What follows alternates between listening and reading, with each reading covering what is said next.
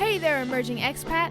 You're tuned in to Let's Move to Portugal. I'm Victoria from Expats Everywhere's podcast, and I have the distinct honor of bringing you, YouTube travelers, and our resident of Portugal experts, Expats Everywhere's Josh and Kalie. Each week they'll inspire, they'll educate, and they'll accompany you on your journey to Portuguese residency.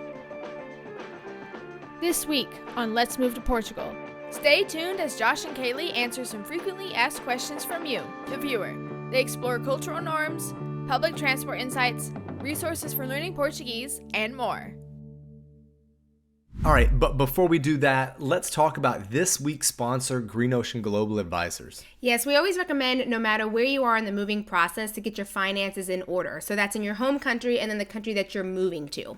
And speaking about homes, what if you sell your house before leaving or do it after? What are the capital gains implications like? Well, a financial advisor will be able to walk you through this type of thing. And what about distributions? Maybe you have a 401k or a pension and you need to figure out how much you should be drawing from for the lifestyle that you're going to have. Now, you can use this link in the description section below to talk to John from Green Ocean Global Advisors to see if he's a fit for you. You'll have a free 15-minute consultation just for being an Expats Everywhere listener. So you can use that to get your free 15 minutes. Click the link in the description section below. Now, on to the show. Hey, expats and travelers alike. Welcome back to Expats Everywhere Presents Let's Move to Portugal podcast. Kalie, how you doing? I am fantastic. I'm going to go with fantastic today. How are you doing? Doing good. Good. Yeah, life's good. We are very close to boarding our cruise, Woo-hoo. So I'm excited about that. And we want to wish you all a happy Easter if you're in the Easter Bunny celebrating mood. Easter Bunny. Yeah. Just picture an Easter Bunny hopping around with the eggs. Yeah. I don't know why. But yes, Easter, kind of late this year compared to other years, but I guess it fluctuates. But anyway, let's give a quick update. And this podcast will be a little different than the others. It's just going to be me and Josh today. That's right. Just me and you, just steaming along. Just in the two of us. In the living in Portugal space. Listen, I want to let you know that if you're new here, welcome. And the way this podcast usually works and kind of works today is we start out with our introduction from our producer, Victoria. Then we slide into the weekly welcome, which we're right in the middle of right now. Surprise. And then we get on to like the main event of the morning, evening, whenever night, you're listening, whenever you listen to this, which is a topic that has been well described in the title and thumbnail. And this one, we're actually answering questions, about 25 questions that we received from our Patreon community, really digging in on the minutia of living in Portugal. So this video, this podcast is really going to dig into some of the little things that you might not realize about living in Portugal. Mm-hmm. And it's hard to like have a whole 45-minute conversation about each individual thing. So we just but put they're it all important. together. Like they're things that's like you important. need to know and things that will prepare you and be good to have an understanding of. But yeah, we can't just be like, let's talk about this for 4 or 5 minutes. And there are questions that you all have that you want answered. So we're going to answer them. So thank you to our patrons for sending those in. And of course, if you would like to join our Patreon, we would love to have you join that community. So welcome to that as well. But before we get into all that, let's just do a quick update of what's going on with the channels and stuff. Yeah, absolutely. So we've had definitely quite a bit of content coming out on all of our channels, but specifically our main channel, which is Expats Everywhere, and then Expats Everywhere Explores. Mm-hmm. We've been able to catch up on our content there. So some specific stuff would be if you're new to this moving to Portugal thing, and let's say that you kind of entered it into your brain as an idea in end of 2024, beginning of 2025, you probably don't even know what NHR is. Was a little bit of both. So the first NHR stands for non-habitual residence, and it is basically a tax regime that the Portuguese government had for quite some time to incentivize people to move to Portugal. And that is people that are foreigners and then also Portuguese, both eligible. Now, the main criteria is that you couldn't have been a tax resident in Portugal for the previous 5 years. So that would essentially mean that you couldn't be living in Portugal for 5 years. And then if you moved during this time frame up until 2024, you would be eligible for it. Now, here's the cool thing. They've essentially revamped this NHR, they have something called NHR 2.0, which a lot of videos have covered recently, including ours. And there's another crack at this basically 10-year tax holiday, depending on what your type of income is. So we did a video to basically flesh all that out and explain it. So if you're new to this whole game, then NHR might work for you. Yes, it'll be important to see what your tax implications are either way, but you could have some tax breaks. So we want to know more about that. Okay, so then we've got that, and then we do our yearly costs of living where, I don't know. I mean, I think it's good that we what we do is we track our budget, what we spend, just normal spend for 30 days. And at the end of it, Josh always says, we're spending too much money every year. That's what we get. So it's like, I like doing it to see where we're spending money, but then you're always like, oh, it's too much. But what we want to do is give you a realistic idea of what a budget could be like. Obviously, we're a family of 3 in the Porto area, but you see what we spend our money on, how often we go out, how often we go to the grocery store, and what we spend to give you an idea of what you can do to create a budget on a monthly basis. So it's coming out. And some people love that video and some people hate it. But I think the people that love it realize that it's different than most of our content. It's not a talking head piece. We basically turn the camera on all of our spending and we show you where we spend money. And it really, to us, the point of doing that is to show you the lifestyle, to show you instead of saying, well, in the month of March, we spent $157 on eating out and 30 euros. I say dollars, but you know what I mean. And 30 euros on lattes or, espressos or whatever. We show you that doing it. We're there. we're showing you doing it. What are the types of establishments we're in? How many a month is that? So we're going to really try to, we really break it down for you to let you know kind of what it really looks like. Right.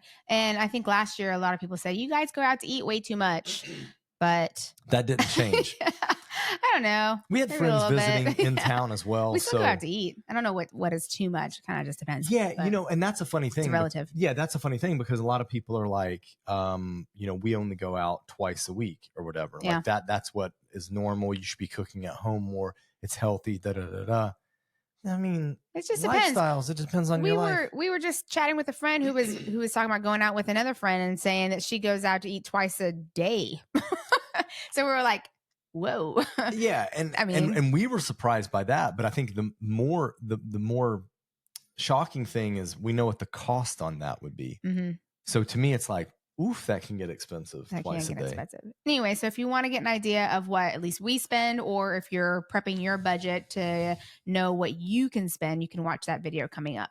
Yeah. And then on Expats Everywhere Explorers, we've talked about Luxembourg because that was a recent trip. And then we've also touched on the podcast about Luxembourg as well. So those kind of go together. If you want to do a little video, a little bit of listening, someone who is half Luxembourgish, half Portuguese, which is interesting. You have the podcast and that channel to kind of go together to get some information that mixes Luxembourg and Portugal. Yeah, we're trying to marry all the content. Yeah. But okay, shall we go ahead and I think we should. I think we should keep the weekly welcome short because we're going to kind of get into because you're hearing us talk the whole time anyway. Yeah, I think that's actually it. I think that's the real thing is you're stuck with us. Please stick with us, please. But yeah, I think we should get into these questions. We don't have names attached to the questions. No. We know your name in real life. And thank so you. If you hear your question being asked, just know it's you. Yeah. Thank you for sending those in. Okay. Yeah. So first one, what I'll do is I'll read the question and then we can talk about it. Okay. Do you need to make reservations at places? I would say it depends. Yeah. And ditto. I think it depends on the season and it depends on the time of day that you're planning on eating.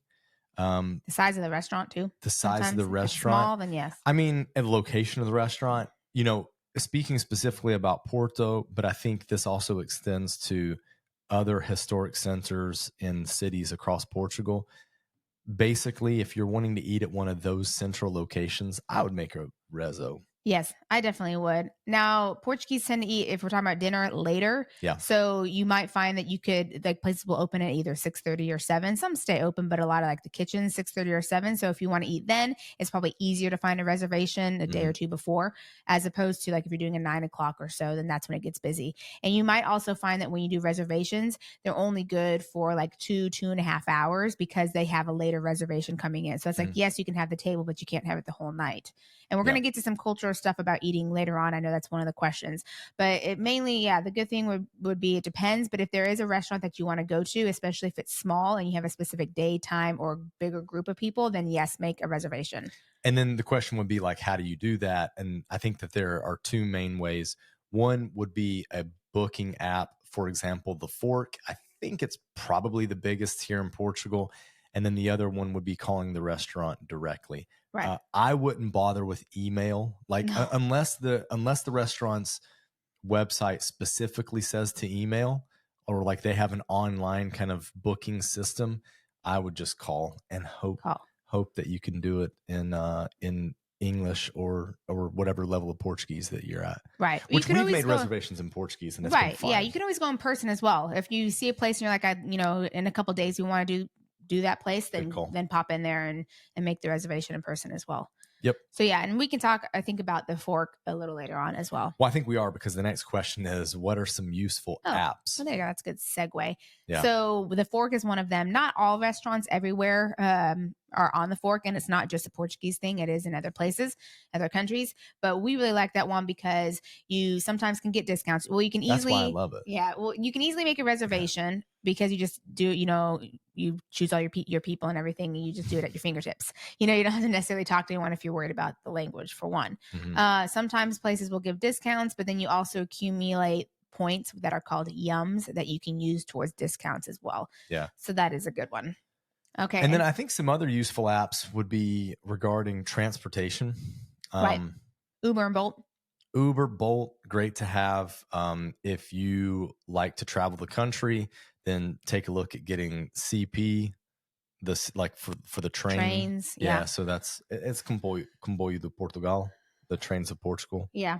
I think that might be the acronym, CP. Yeah. But that one, I, at least in the past, we haven't actually booked a train in a while, but I've actually had a better time booking stuff through the app versus the website. Yeah. So there's that. You also have Flixbus. And that's why we haven't booked a train in a while, because we've been doing more like the buses. Flixbus or Heady Expresses is the other one, but that one's, I think, a little more expensive. Yep. Flixbus is definitely cheaper, and their app's good to have.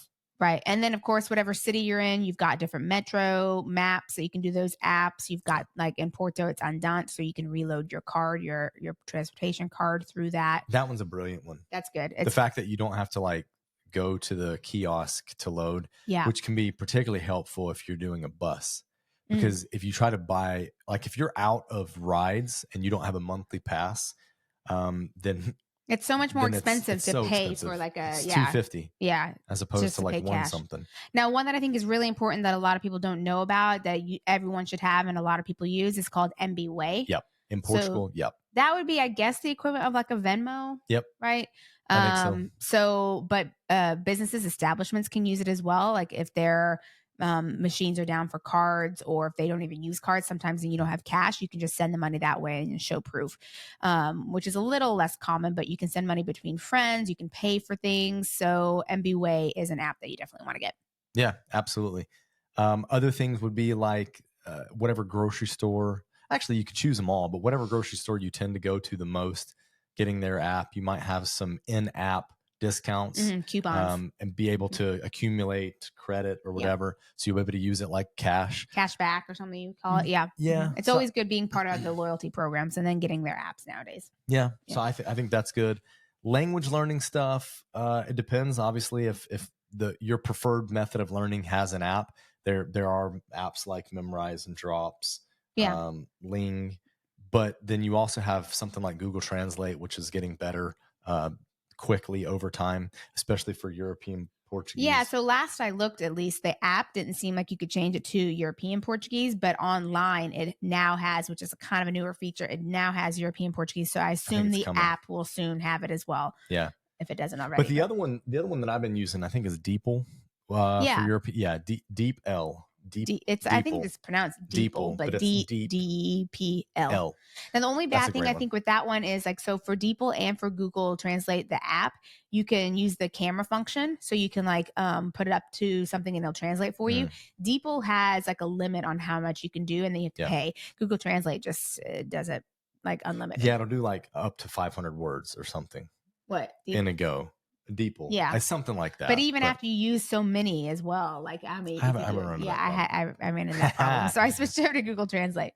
But okay, I think that's good enough on the apps. Let's move on to the next question. Yeah. So the next question is, do people take taxis or ride shares? So, I mean, to quickly answer, do people take taxis? Yes, they do. Taxis exist. They're all over the place. Yeah. Yeah. I mean, in Portugal specifically, you want to keep it to Portugal? Yeah. Probably should. Yeah. Yeah. Taxis are a thing, but I think ride shares, Uber and Bolt are far more common and also cheaper. Cheaper. Yeah, that's what's interesting. They're cheaper and a little more reliable with the pay system because most taxis do have a like little, what do you call it, terminal thing for you to use your card. But you could potentially get in one where they say it's not working or whatever. And then you're kind of stuck if you don't have the cash or whatever. So at least if you're using Uber and Bolt, it's just all paid with the card that's saved there. You're not getting any sort of runaround, which isn't as common here compared to other European countries. But like, you just know you can track it A to B. This is the set price and there we go. So yes, people take taxis. You see them all over the place and it's okay to jump in one, especially if you're having a hard time getting an Uber or Bolt with sometimes for us that happens in Lisbon, right? It's hard to pick one up. And if it's just easier, like you see a taxi stand, like a lot of them, it's a little harder to hail a taxi just driving. Normally you go to a stand. There's a spot where they will park and wait for you. So that's more of the norm as well. Just look for the green light. Yeah. I mean, I totally agree with you that the problem that you could potentially have with Uber and Bolt is availability. Yeah. So taxis could end up being the better option. The downside would be like if you lose something in a taxi versus losing something in an Uber and Bolt, you don't know who your driver was with the taxi. Speaking from personal experience. Yeah, but you actually did get your phone back. I got my phone back, but yeah. Knowing the company and everything that you're in. I didn't even know the company. I just knew the colors of the car. And then it took a while to identify who the driver was, but got it back because Portugal people are so nice and helpful. Yes. Yeah, amazing. Okay, let's move on to the next one. Next one is, should I tip? For me, you can give your opinion. Yeah. I would say for one, it's not cultural and it's not necessary. So you don't have to or don't feel like you have to, but if you want to, you can. Yeah. Just keep it to a minimum. No more than 10% is fine. You just made the comment section explode. I mean, look, I see people in comment sections anytime this topic gets brought up about the way, like wages and their experience in their home country, mainly Americans talking about this and work conditions and everything. But I think we do have to acknowledge that we're living in a different culture and we are existing in a different culture.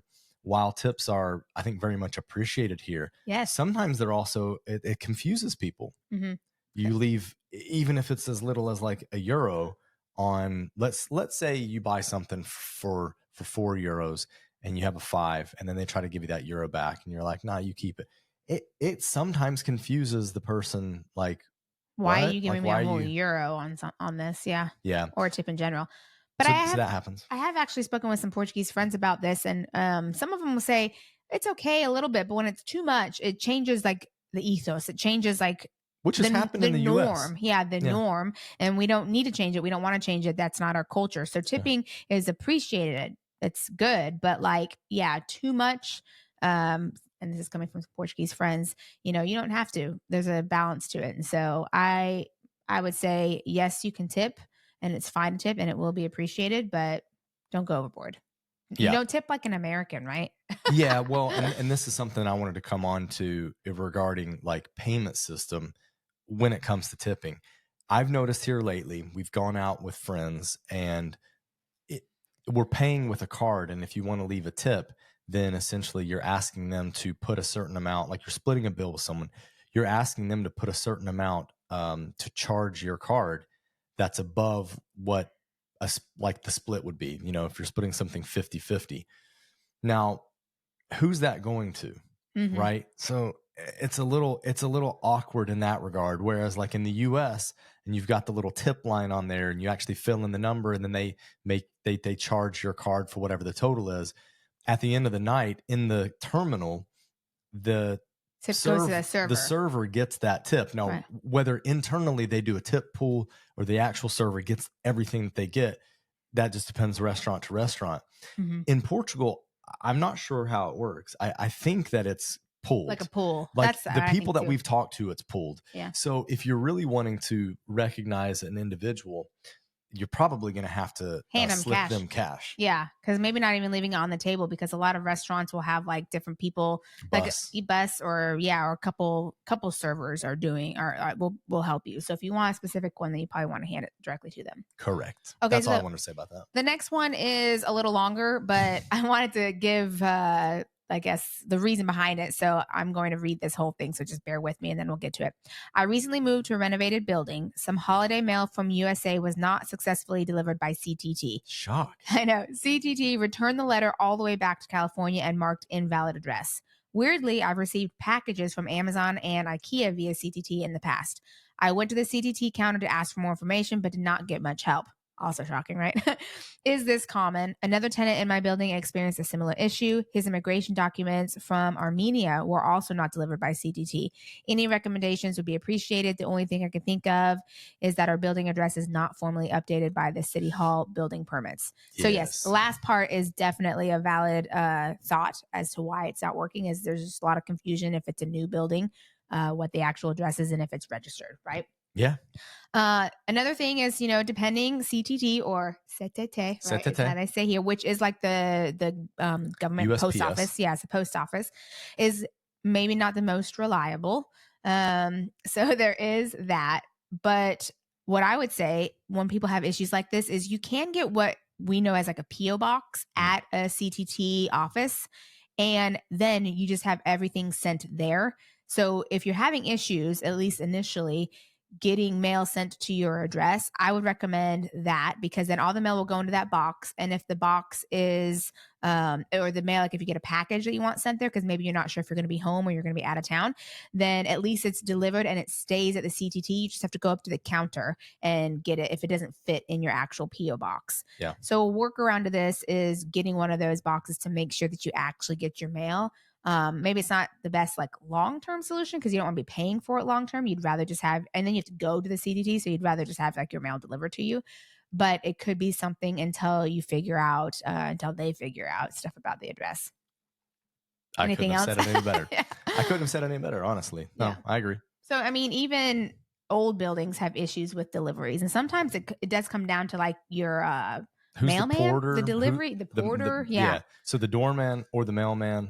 Yeah. Yeah. But one tip would be is to try to befriend the CTT person, because you might find that it's probably the same person that comes and delivers because it's their area. Yep. So if you befriend them and have a good relationship with them, then I think they either like they go the extra step to try to get it to you, or at least they know then, okay, if it looks like this is me. So trying to meet them and have a friendly conversation with them would maybe be helpful. Yeah. I had a breakthrough with our water guy. Yeah. I mean, he's the CTT delivery guy, but he always brings this order of sparkling water that we make. So it's heavy, and yeah, we always have to make sure You'll we're see here. that in the cost of Cost of living. living, You yeah. not see him, but just the water. The water. It's good water. Okay. So is that okay to move Yep, on from I think that? so. I think we're good. All right, this is an interesting one that we've actually been meaning to cover for a bit now. We've been asked about this, but what's it like joining a gym or spa? Yes. Let me start. Yeah, please. Okay, so when we were here, like when we first got here, well, soon after, we joined a gym called Holmes Place, which is all over Portugal. They're really nice. Big gyms. Some of them have spas, like so you can do massage, pools. They vary depending on which one, because while they're under the same name, they're not necessarily connected. So if you're like a member of a Holmes Place in Porto, you can't go to the Holmes Place in Lisbon, or you can't even in the same city. So while they have the same name, you're a member of that specific one. And it's not like, it's probably the nicest, the poshest gym that we know of in Portugal, chain at least, but it's not like Equinox, I think is the one in the US that's like real high end. Oh. So this would be like mid-tier in the US. Okay.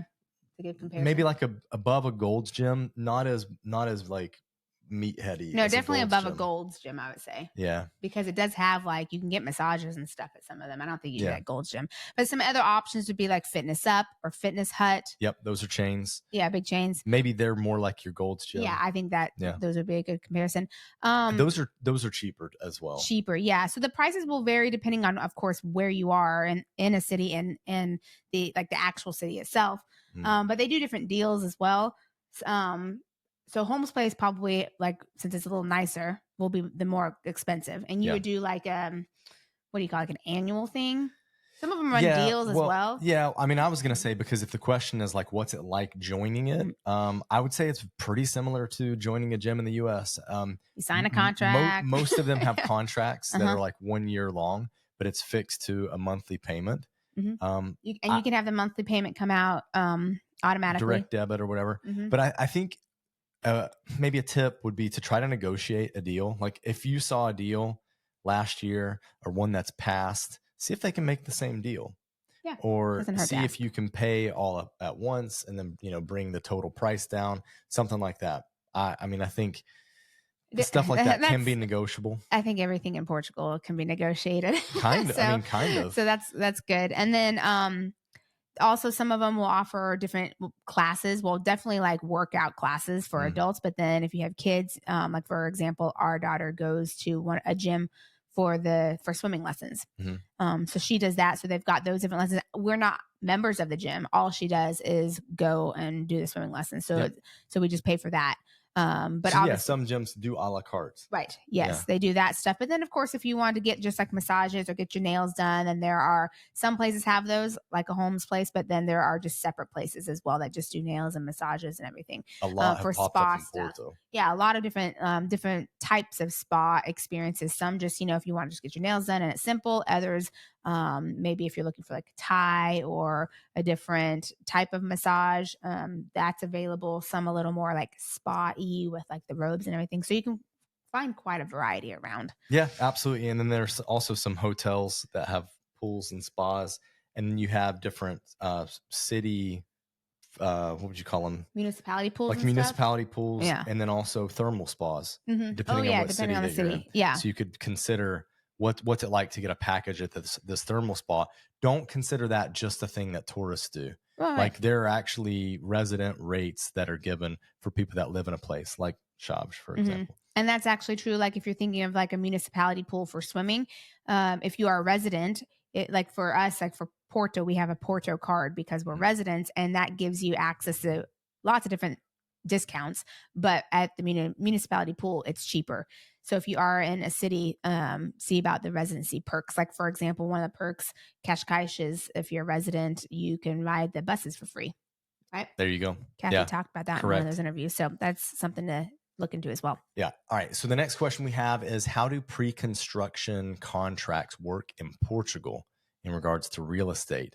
So I guess the easiest way for me to kind of say this is it works pretty similar to the way that you would purchase a property, and it can kind of really depend on the developer. The developer can structure contracts however they want, as long as they kind of fit within the rules and guidelines of what Portugal allows. And then it just depends on if you agree to it or not, or if you'd like to negotiate it or not. So for example, there are some pre-construction contracts where you'll be asked to, over time, put 60% of the value of the property down. And then that means at close, you owe 40%. And then there are some that'll give more favorable terms in terms of pricing, but you'll end up owing 90% of the value of the property during the CPCV. So that's like the initial purchase agreement. And then you pay 10% whenever you do the deed. You'll pay the final 10%, something like that. In terms of scheduling payments, again, it depends. Like you might have a term that is based on milestones that the development hits, or just based on dates. It might be every month, every 3 months, that you're going to pay a scheduled payment. So it's really open-ended. Now, whether you can get a mortgage for something like this, that's a different story. Like usually, and this is kind of one of the unfortunate things about real estate in general. This isn't just a Portugal specific thing, but specifically in Portugal, it's hard to get a mortgage for something that's pre-construction because the banks don't tend to want to lend to something that doesn't exist. You're essentially buying something that doesn't exist, so it can be tricky. However, I think there are some products out there that our mortgage broker, the mortgage broker that we used, has, or that he knows about. So if you are interested in learning about those, contact Kalie at info@expatseverywhere.com. She'll put you in touch with Raphael. So there's that. And then also, like, if you're asking about, in terms of the contract, making those payments, because those payments are probably going to be large, like above 10K that you're moving, we would use a company like a Spartan FX to move the money.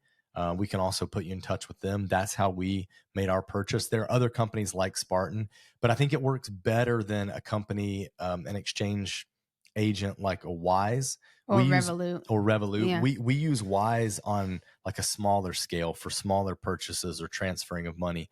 Whereas with Spartan FX, you can talk to a live agent. You're moving a lot of money. It can be scary. They can track it for you. We were there. Like, we know, we feel your pain as you're sending like 100,000 euros or more to get a real estate transaction done. So we feel you. Like, I hope this is going to the right place. Yeah. But so when you talk to a person, it's much better. Yeah. So that's who we use. Right. But I hope that kind of holistically answered the question there, if I understood it right. It's a really common practice right now too. I mean, you have new builds, and depending on when you enter that, it could be like you're just literally looking at the blueprints, right? You don't even have a 3D. You just have a all the way 2D. Up to maybe if they're further along in the process when you jump in there, then your price might be higher. So it seems like the common practice is if you get in early before anything's happened, then you'll have a more favorable price, and then the longer you wait within the project, then the price goes up. Yeah, it gets closer to the retail value, and it makes sense because you've mitigated a lot of the risk. There is risk whenever you're entering a project when the project is like not even in demo phase. Yeah, it just passed licensing. So those are some questions you can ask too, is like, where are they in the licensing process and everything? Because sometimes we see delays if you're waiting for the city to approve licenses or do whatever. So those are questions to ask too, finding out where they are in the phase. Yeah, I wouldn't purchase in air quotes. If you're watching on YouTube, I wouldn't purchase a pre-construction property if it's not licensed. If it's not if they approved, don't like the have PIP, their right? permits yet, I wouldn't even bother. Oh yeah, that could take a long time. You'll have some contractual what do you call it? Protections, but I wouldn't enter in that contract. Yes, because it could take a long time too, and you don't even know if it would get approved. Yeah, wait till they get licensed. But one last thing to say on real estate too is just expect delays. Yeah, we've seen it. It always happens. We have delays with our projects, and it's very common. And I'm the developer, so come on, our developer. Yeah, I mean, it's on the construction side, so it's not even nothing I did wrong. Yeah. Okay, let's go ahead and move on because I think we will talk about real estate later on as well. Okay. What are the school options? Okay, so you've got public, private, international, and I'm not going to go too much into detail about this because there's a lot that could be said. But just to give you an idea, there are obviously public schools around, which they're the same that we think in the U.S. are government funded. Depending on where you live is which one you go to. You have that as an option. And it's provided because you're a resident. Yes. You have like legal documentation to live here. It's provided to you as a part of taxes. Yes, because you pay taxes, as well. Then you have private, which is like the next step. They're mainly Portuguese private schools, so a lot of them will be done in Portuguese. The prices will vary, but from what I've been told, at least it's just much cheaper than price that we would get in the U.S. Yeah. They are all run a little differently, but a little more structured, whereas like a public school for especially for little ones, would be a bit more like a daycare as opposed to a private school before actual school starts, which is at the age of 6. The private is run to set them up for starting school at age 6. So they're learning things about being in a classroom, having classes, a little more structure. And then international schools do the same thing. International schools generally will filter into, cycle 1 is what it's called. The prices will vary depending on where you are and also depending of the age. As the child gets older, the prices go up. And then again, depending on which one you do will depend on what you have to supply. Even some like Portuguese private schools will say you need to supply your pencils. Others will say it's included in the tuition. Same with food. You can bring your own food, or it's actually really common practice to have the food at the school, which is nice. It's like a cooked meal at the school. So you will vary on prices, and then also what language is spoken. If you're at an international school, if you're at the German international school, then it's primarily going to be in German with Portuguese as well. Same with the French or the British, so keeping that in mind. So you do have options. There will be varying levels of payment and experience as well, because even as we know, like in a private school, international school, teachers are different everywhere. So teachers, the way things are run, administration. So you can't just say it will be like this, because it will very much so depend on the school. And I would say in our experience working at international schools and going to those conferences and everything, international teachers tend to be a higher quality of teacher, and the schools and the structure tends to be better. Not saying that it's going to be necessarily better than the public schools here in Portugal, but just saying that it's good. Like your money is most likely being spent in a good way. Mm-hmm. By But paying still for it. track it and be involved, of course, to Get referrals. Yeah. See what the ratings are as well. Mhm. Although not a lot of people tend to like rate schools on Google, you can get feedback. but try to get from some people feedback. who've been there. Mhm. Yeah. All right. Next up is, when is the D2 visa an option? Because we did have Kyler on the podcast, and this was back in March, I think, beginning of March. We had Kyler on the podcast, and he talked about doing the D2 visa and how like fast it was for him and simple. Mhm. So when is it? Kalie, you're the visa person here. So just to clarify, the D2 visa is the entrepreneur visa. So it mainly means that you're setting up business in Portugal. And that could be a sole trader, a freelancer, or like incorporating a company. So Trading souls? yeah. Yeah. So some type of business that happens in Portugal is when you would want the D2, or when you could use the D2. The requirements are quite similar to the D7, D8. Josh, you're moving my notes around because I took notes on this one. So it will be similar as far as how you apply. The stay requirement is similar to the D7, D8. You can do family reunification still with it. It does have a pathway to citizenship.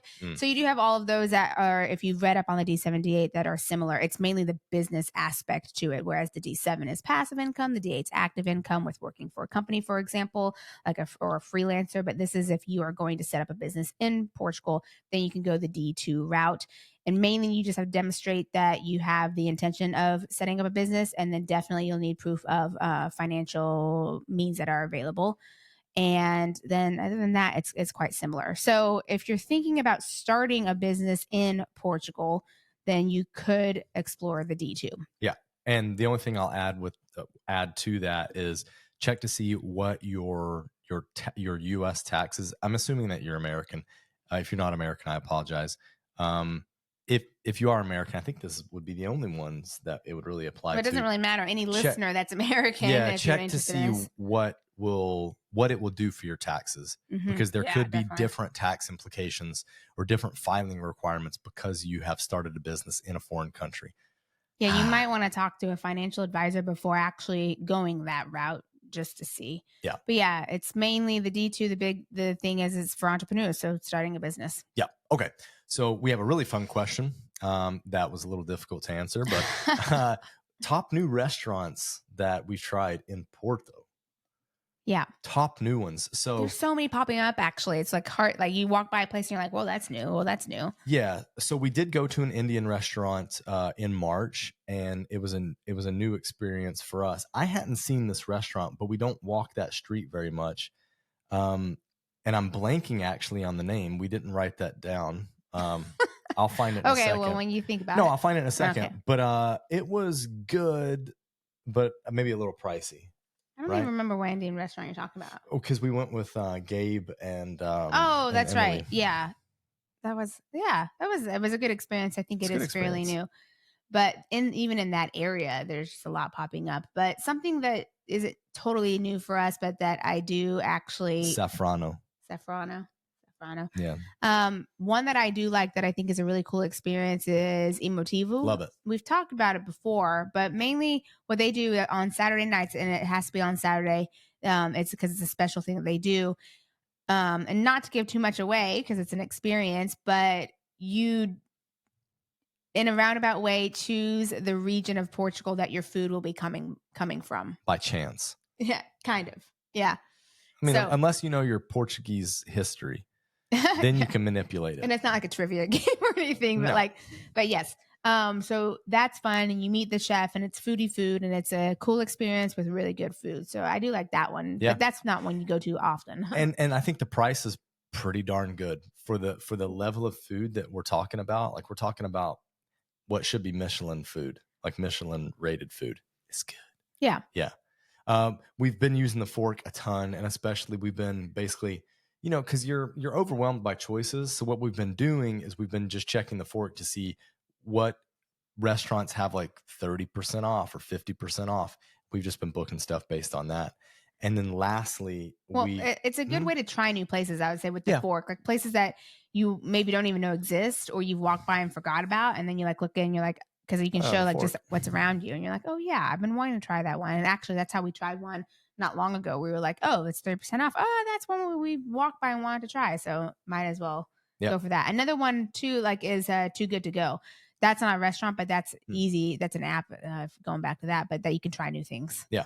And then live music at Tipografia do Conto, which is actually owned by the architect that we're using to build our properties. They've started to do live music when relatively big touring artists are passing through Porto. They're able to snatch them up and get them in for a night.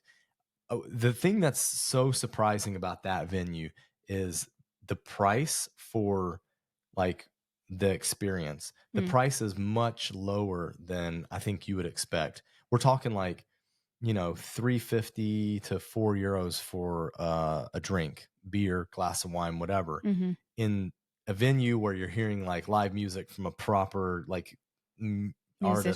musician. Yeah.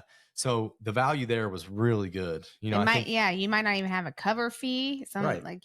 So you just. I think we went for a night out and it was under €15 per person. Yeah, it was an American artist who came through. It was there was no cover fee and the drinks were very reasonably priced. And it's a small venue as well. So we actually were able to talk to him afterwards and everything. Yeah. So now we WhatsApp with each other. he and Josh are buddies. Yes. So there's a lot of places to try as far as food. Yeah. All right, let's move on. And in Lisbon as well and all over. More places popping up everywhere. Correct. Let's move on to what is the real estate market doing? That's a good question. So again, in March, I sat down with Steve, a realtor that lives in the Lisbon, Metro Lisbon region, that focuses on mainly upper end to the luxury market. However, he does his homework, knows his stats, knows the data about what's happening kind of countrywide. And we talked at length about that. So check out that episode if you want. I think that might be episode 11 or 12. But just my personal take to keep it short here is that there has been a bit of a cooling, I think, in the larger markets of Lisbon, Porto. So inventory is, let's say, stabilizing. It's not exploding like it was in 2022, 2023, but there's still growth. This is the thing. There's still growth. Prices have really risen. There's a very upper end part of the luxury market that just continues to rise. Makes my eyes water seeing some of the prices that are priced higher than Miami, Seattle. I know, I'm we're in Portugal. It's so crazy. It's so strange. And this is mainly in Lisbon, but it also exists in Porto as well. Yeah, it's around here too. Rents things are not moving as quickly as they were. Rents are starting to stabilize, and in some properties come down. I think landlords are softening what they're asking because things are staying on the market a little longer. Yeah, I think that's the main thing. Yep, that sounds Keep good. moving. Yeah, let's keep going. Okay. All right, so cell phones, retaining my cell phone number on WhatsApp without a U.S. provider, and how to use my cell phone in Portugal, getting a Portuguese number, SIM cards, and eSIMs. All right. Take it away, Kalie. Okay, so you kind of have to figure out what your plan is. Like, are you full on moving to Portugal and everything? Like, you're cutting ties in the sense that you're selling your home and everything in the US, or is the plan to go back and forth? Because that will also depend on like if you want to keep your US number. Honestly, if you're moving to Portugal and you're just going to go back to the US every once in a while to visit friends and family, you know, you have to ask yourself, do you actually need your US number? And if so, why? So there are ways, if you want to keep that number, that you can port it, or there's a website called Tossable Digits that's worth looking into for keeping that US number. But honestly, if you aren't going to be in the US a lot, it's okay to part with that number, and you can go with, if you move to Portugal, you have like Vodafone, Mayo, Nosh, you get a phone number here. And at that point on WhatsApp, then you change it. That's your number. And you just let people know, like, you will still have your phone and you can contact people on WhatsApp. It's just your number has changed, and they'll see that it's a Portuguese number rather than a US number. So you don't need to keep your US number to keep WhatsApp. You just have to change that setting, like update it. And then with SIM cards and eSIMs and everything, it kind of depends on your phone and what you do, but you can get an actual SIM card that goes into your phone. But eSIMs are really common for having multiple at the same time. So it's like it's a SIM card, but it's not like tangible, right? So when you travel, you can also use a company like Airlo for like traveling. So if you're in Portugal, and for example, for us, like if you have Vodafone in Portugal, then it works all in Europe, in the EU. But when we went to Asia, we used Airlo. And you just choose the country and what you want. When we go back to the States, we use it as well. So because we don't have a US number. So you have options. You just have to decide, like, do I need my US number? And honestly, it's probably going to cost you a lot of money to keep it. So you have to decide how much you actually need it. Anything else to add? Nope. No, I want to keep us moving. I think, I would just be beating the same drum. Yep. Okay. So the next question is in regards to insurance. And we're talking about like, property, flood insurance, etc., which actually seismic activity should have been added to that. But we also have a question about, does umbrella insurance exist? And then we'll do medical, and Medicare and stuff in the US. So you do the home stuff. I'll do the health. So property, flood, seismic activity, yes, there's insurance for that. Should you get it? I would say yes. You might be required, depending on the, like, if you have a mortgage, they might require you to get the one with seismic activity. Is there threat of seismic activity? I'd say a little, but not much. Well, yeah, there has been. Depends on where. It depends on where you are. There has been in Portugal, definitely. I mean, Lisbon had it really bad, but up in the north, up in the north a bit less. But yeah, property insurance for sure. It exists, and you should have it. Yeah, it exists. Get it. It's cheaper than what you're used to, so you'll feel like you're getting a great deal. It feels like it's totally worth it. And then the other thing is, does umbrella insurance exist? So if we're talking about umbrella insurance, as in like that kind of, let's say, secondary insurance, or insurance that covers more, the first insurance, like additional insurance, it does exist. There are companies out there. There's probably some brands that you recognize. MetLife is one. Fidelidad, which is one of the biggest brands here, and they are pumping advertisements right and left, which means that they're doing well. Yeah. They also do stuff like this, umbrella insurances. So check those out. They exist. Yeah. We don't personally have any. We do have property insurance that covers more than just the property, seismic activity, floods, stuff like that. And then insurance on the medical side of things. One question was also like Medicare in the US.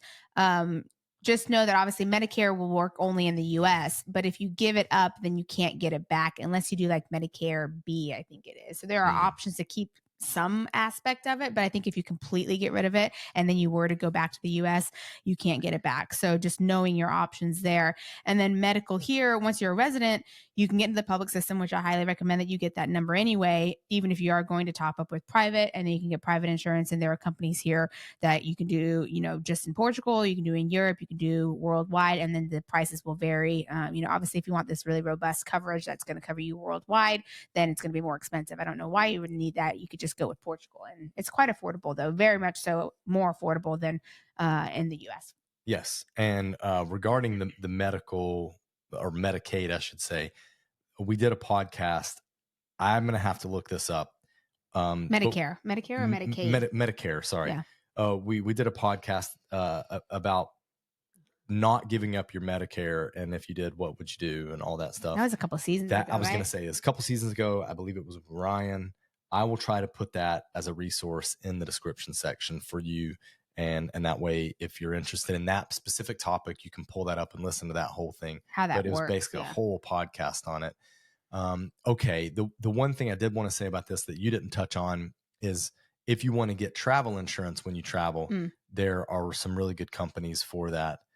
Safety Wing is the one that we've been using lately, and it has been the most economical that we've found. And yeah, it's been good. It's been very good. Try to remember to put those links. But then also one thing just to know, if you get rid of everything in the US and you are living in Portugal and then you go back to visit the US, we highly recommend that you have travel insurance for the US, just because if something does happen, it could be very expensive if you don't. And we always get insurance. Yeah, we got some insurance last time we visited, and I ended up needing to use it because I got I had a head cold before we flew, and then it didn't go away. Worse, and then my head didn't adjust, you know, on descent, the air pressure. I was in a rough way. Had to go to a clinic to get stuff. So yeah. So the insurance covered a vast majority of that, which was nice. Yes. Had to pay a little bit, but you know, not too bad. It was better to have insurance. Okay. How about getting referrals for construction, handyman, electrical work, etc.? Is there an app or a rating system? In the US, we have BBB ratings, so Better Business Bureau. And if not, what is the best way to go about finding them? Okay. Kalie's got the short list of things here, but I would say the number one that happens is word of mouth. Yeah. It's still very much so word of mouth type of culture when it comes to this, or getting a babysitter, or lots of different things. Yeah. So there is not any like BBB thing here. No. Nothing like that. So word of mouth for someone, because there are people who can be unreliable. So you want to go with someone who has firsthand like feedback and experience with someone who can vet them. But you also do have like TaskRabbit. I know that there have been people who have used TaskRabbit. Yep. And then Trustpilot is another thing that you could look up about someone or about a business to see how their ratings are if you want to go with ratings. But really, there's just a lot of like word of mouth that happens. Yeah. And the main way you're going to get in touch with these people is going to be WhatsApp. Yeah. WhatsApp. Main way. Yeah. Okay. That's how people businesses like to communicate nowadays. Best way to track bus and train. Good luck. Well, earlier we talked about the different apps. If we're talking about outside, like getting outside of the city that you're in, you have like, you know, the CP, FlixBus, there are metro apps. And then the bus stops do have little QR codes that you can scan, but they're pretty unreliable. It's actually really different. Like when you're in London and you look on Google, it actually shows, like if you're waiting for a bus, it shows where the bus is in real time. So it's like London can do it. Why can't other places? You have to think that tech is coming. Portugal's tech scene is really on the rise here. It's coming. Like this particular what we're saying right now is probably going to be very outdated in the next couple of years. Let's hope. Hopefully, Let's hope, because honestly, when we're in London and you pull up the app and you see where the bus is, you see like, okay, we need to be at the bus stop in 2 minutes because it's going to be there, and you can take off running and actually like catch the bus. It's amazing. As opposed to looking at the time saying, okay, it's supposed to be there in 2 minutes. So you take off running and then you wait 10 minutes and you're like, where is this bus that's supposed to be here 12 minutes ago or whatever it is? Yes. So then this one question also has some little extras added on. So like, why is there a shortcoming of Google Maps? For example, it doesn't handle the transfers well in Trindade. For Trindade is a central metro station in Porto. So yes, Google Maps gets confused very easily in Portugal, we've noticed. I agree. Like sometimes if I'm trying to navigate somewhere in Porto that's not recognizable, let's say, like I don't know exactly the best way to get there, and I pull up Google Maps and it won't even give me the metro as like the number one option when I know that the metro is the number one option. Yeah. It's so irritating. Yeah, it doesn't really make sense. I don't like it. This is where I think like there's a metro app for Porto specifically since we live here, but I can actually track when it's coming and what the transfer looks like if you have to do a transfer and what zone it goes to. That's another thing. So I would cross-reference it with the metro to see times and stuff on there. But yeah. And in regards to the transfers in Porto specifically, this is definitely not the case for Lisbon. Porto specifically, you have the majority of the lines are all running the same route up until a point that you get outside of like Porto. Really, like once you get outside of Porto, now you're like splintering off to Metro Porto, but outside of the city of Porto, it hits all the same stops. So really, you're talking about what transfer you need to make between line D and then the other lines. Line D is the yellow line that goes into Gaia. Yeah. And then the other lines. So you can basically catch any train coming or going if you're staying in the city itself. But if you're trying to get out of the city, then you have to actually know which train you need to get on. Yeah. And that was actually the last part of this question is why will several lines go the same direction both ways for like 5 different stations? And it's because they end up splitting at some point. So they're heading in the same direction, but then they split like to Matosinhos or to Maia or one of the other places. So what you need to do is if you're getting outside, you can get on any of those. Like if you're in Trindade and you're going to Casa de Musica, all of them will go there because they all hit that A, B, C, all those. D's the only exception for now because they are building more. But if you're getting outside of that, then what you need to do is look at which line you're getting on. It's on the front. It'll say like where it's going. That's the final destination. But you can also see like the letter and the color of the line. If you want to go out to Matosinhos, for example, and you're at Trindade, you can't just get on anyone. You have to get on A at that point because it will split from the others eventually. Yeah. But yeah, that's why they kind of just start off going in the same direction and they split because actually the Porto Metro is really, really good in how big it goes out into the greater Porto area and into the different municipalities. So that's why it sticks to the downtown, the same, but then it splinters off and it hits really far away places, which is nice. And the downtown efficiency is great because you're not usually waiting any more than 5 minutes for a train. Oh yeah. So it's definitely. awesome. Yeah, definitely. It's awesome. Max. I mean, maybe Sundays might be 5 better than that. They're rolling really fast on those lines. Yeah. Okay. Move on to the next. And then, we talk real quick. We talk a lot about Porto. Lisbon does also have a metro. That's only 2 metros in the country, but so there are some similarities here as well. The Braga one's coming. That's a metro, right? Braga? The one they're doing. Oh, not Braga. Coimbra. Sorry. That'll be like Coimbra. a tram, though. Yeah. Coimbra's having like a tram. So yes, that one is coming. But right now, it's just Lisbon and Porto, and then Coimbra is coming too. And I would say Lisbon is much more like what most people consider a metro in that it's lines crossing up, but not all following the same track forever. Going all over the city. Mm-hmm. Yeah. Porto's, I think, is going to grow and get there, but it's not there yet. It's working on it. It's pretty simple right now, but it's great. Okay. So the next question is, what is the eating out culture like? For example, you have a longer meal in a restaurant and not feel pressure to leave. Yeah. So this is what I was referring to when we were talking about food and tips a little earlier, but mainly the only time you ever have to feel this pressure to leave is if you do make a reservation, whether it's on the fork and they'll tell you, or with them they'll say, okay, we have a reservation, but there's another reservation after you for like 2.5 hours or something, so you only have the table for that time. Other than that, like if you've just walked in and there's no reservation after you or anything, then they're not trying to get you out of there. You can sit and hang out and chat and comfortably eat, drink for as long as you want. That's the eating out culture. Yeah. Right? Yeah, I agree. I mean, we have on multiple occasions arrived and been the first table at 7 and stayed there and been the last table close. Yeah. With friends, not just 2 of us. Never, ever felt pressure to leave the table. Yeah. So food is just a big part of the culture here. Food and drinks. And one thing that I think is kind of funny with the drinking, like with the coffee culture, is you get like the little espressos. And so you'll see someone just walk into a cafe, order a shot of espresso, stand at the bar area. The counter. Yeah, the counter. There you go, the counter. They're served it. They like down it like a shot, which I'm like, how are you doing that? It just came out of the machine. It must be hot. They put down their coins and they walk out. And like, that's it. It's just like a quick little shot of coffee. And I'm just like, man, so you have that as a cultural thing as well. But for me, I'm always amazed, like, that it's always so hot when it comes out. So I'm like, how did you just do that? Yeah. But that's something. So you do have a bit of like the drive-by coffee drinks, which I say, as opposed to also like the cafe culture of sitting inside or outside when the weather's nice and just hanging out, people watching and enjoying a drink or a meal or something. Yeah. And I would say just another cultural thing is gauge the type of restaurant that you're in to know what your audio level should be. Mm-hmm. I think Portuguese people they can be loud or as loud as Americans and chatty, but there are also places just like in the States where you need to be mindful of the volume that you're talking at. And just be aware when you sit down and just kind of gauge, like, do I hear other tables talking? How loud is their level? That's and true. Just match that level or stay under it if you want to be culturally appropriate. Yep, that's true. All right.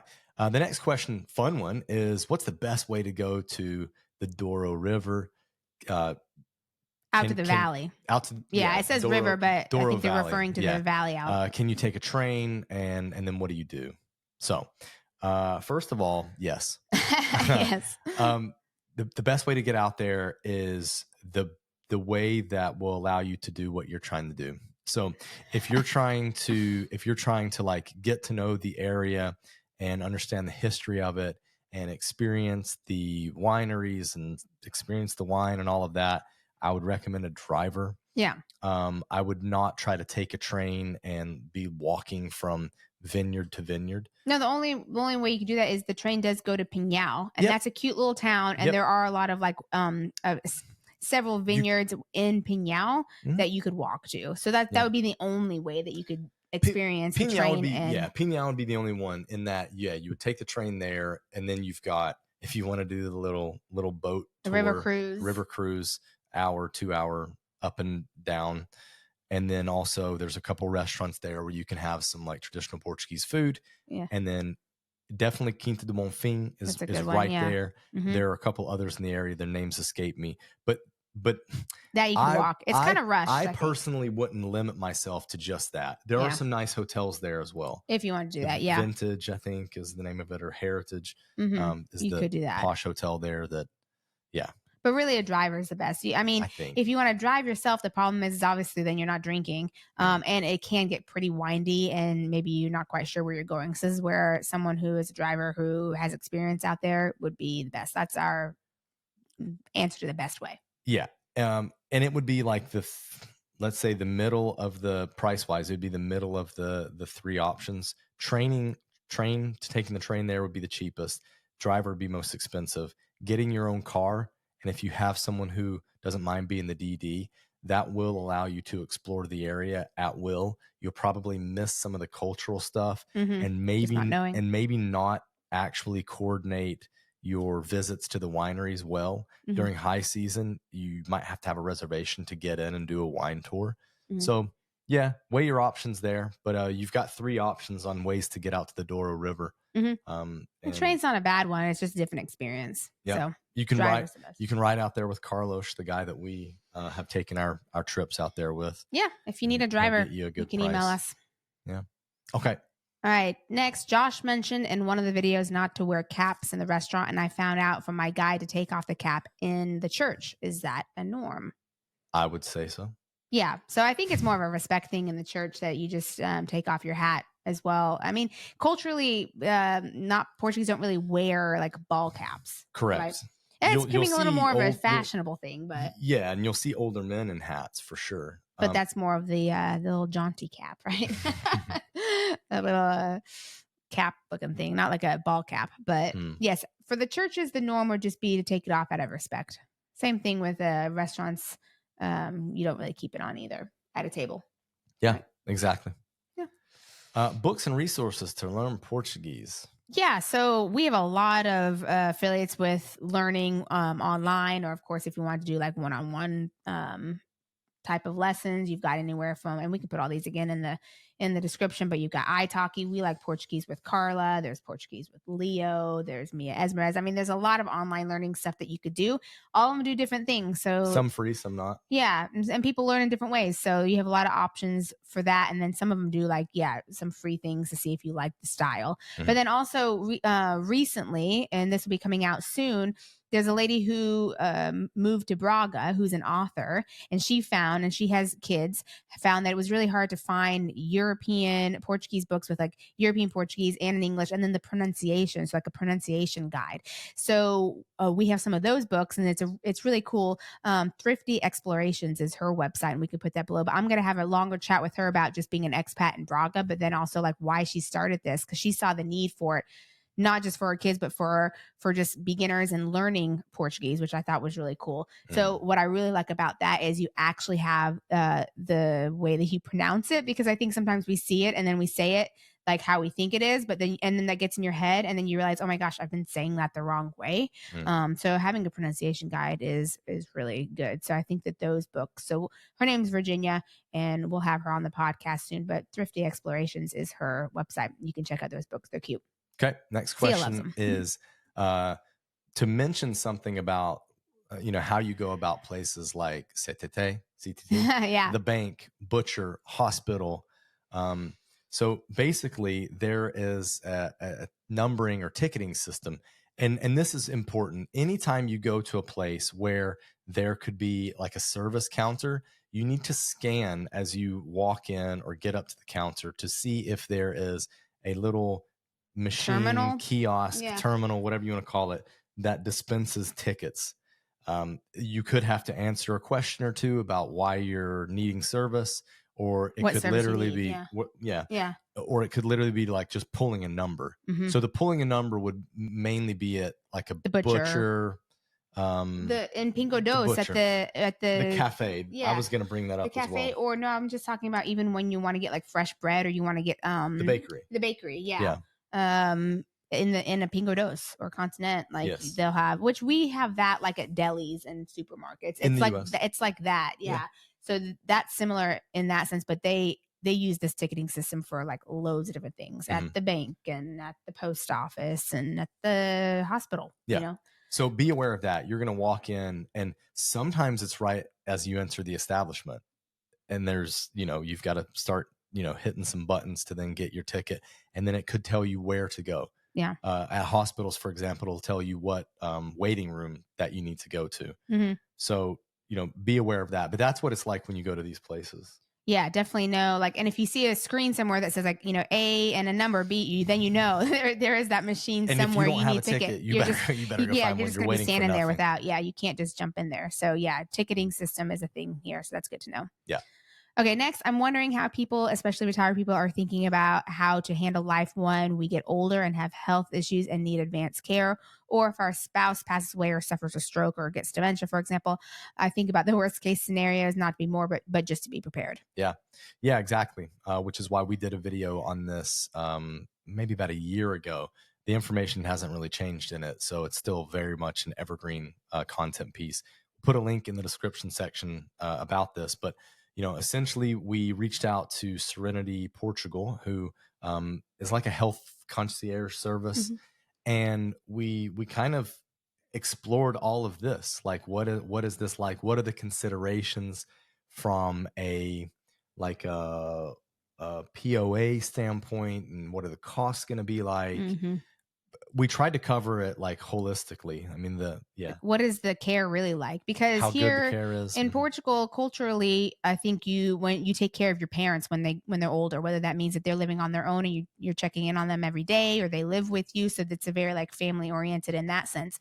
But then there are options like public options and private options, and they can get pretty pricey, but there are things that you could do, and there seem to be more of these popping up, but I think there's also a lot of room for growth too on how well they are. But yeah, Serenity is a really good resource to have for that, and then we can put that video just to kind of get an idea, but it's something to think about and financially prepare for as well. Exactly. All right, next. Yep. Is this the last one? I think so. Okay, we just went through something Oop, Josh moving. Sorry. Trying to read. Okay, we just went through something that was new to us. We did not know about the Portugal digital mobile key. We realized this key is used by the SNS24 app, COOF app, SNS. These are health providing things, and other things like opening a bank account online via Activo Bank, as an example. Since we're expats, we're required to go physically to an office to set up the key in front of someone. This was easy in Lisbon, but could be hard if you have to travel far for it. I guess this key is not required, but very nice to have. So this is really good to know. So you do have this this Portugal key. It's instead of having to do like passwords and stuff. So essentially, it's a free Portuguese government service that allows citizens and residents to access public and private portals and sign digital documents through their mobile phone, kind of like a PIN or Face ID would be. But it's offering like two-factor authentication. Yeah, it just offers like a secure and convenient alternative to some of these other ways of authenticating. So once you set up this key, then you have that and you can authenticate faster. But it can be a little tricky as residents to get it. Once you're citizens, it's fine, but residents is a little harder. So the way to do it is, you just use your phone and there's like a PIN that you have, and and then it sends you like a temporary security code. So it's just kind of you don't have to have it. It's not required, Right. but it could be beneficial. Convenient. Yeah. Convenient. Okay. All right. So my thing here is that we've answered like 24, 25 questions. And if we missed yours or you didn't ask yours, email us at podcast@expatseverywhere.com. We try to do episodes like this for the podcast once every season. So that would be like every 6 months. So if you do have a question that you want answered, let us know and we'll put it in a show like this. And then there you go. And then lastly, if there are any of the resources we talked about that you're looking for, then you can also email us. Do info@expatseverywhere.com, because that'll go to me and I can get you set up with, the mortgage broker or the driver out to the Douro or whatever we talked about that you might have follow-up questions. You can email me about those. Yeah, but podcast for the questions and info for the resources. Yeah. Right. Thank you so much. Glad that you joined us today. Now, let's get moving. Bye. Bye.